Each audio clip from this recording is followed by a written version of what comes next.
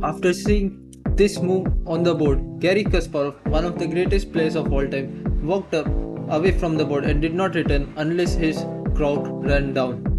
This was a game from Linares 2003 between Timur Radjabov and Garry Kasparov. Garry Kasparov playing with white pieces and Radjabov playing with black pieces. And this game was voted for the Brilliancy Prize of the year 2003, which further annoyed Kasparov. And we will talk about what he did thereafter. But let's see why Garry Kasparov was so annoyed at this game. This is the first critical moment of the game. Here Kasparov moves his bishop, attacking the knight.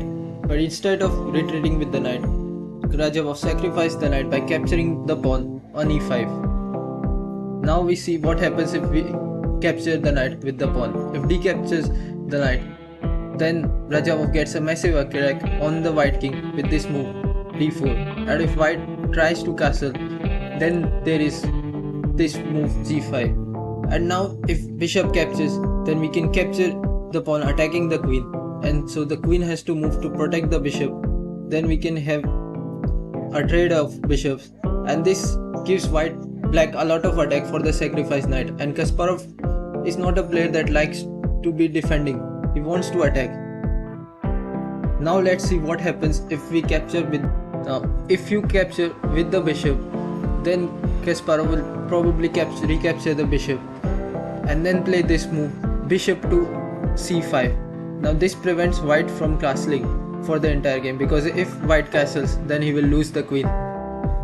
So whilst this is objectively better for white overall, however, Kasparov would not be the one attacking but rather defending. And as a great attacker that Garry Kasparov is, he does not want to be the one defending, and so he did not go for either of these captures and instead played this move queen to e3, denying the sacrifice. And so Radjabov moves back with the knight, and then Kasparov gets his pawn back and the game continues. But now comes this second most important move of the game, which is this. This is the big blunder by Kasparov, because now he will lose this knight on g3. So Radjabov plays this check, king moves and now captures the knight.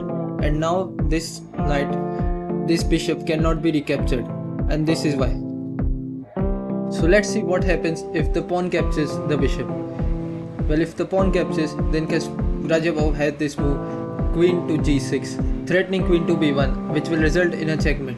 So Kasparov would have to defend with queen to f5, offering a queen trade, but this will result in him losing the rook and being down an exchange in the endgame. Now let's see what happens if the queen captures on g3. Now if the queen captures, then again Radjabov have the same move, queen to g6, again threatening queen to b1 check.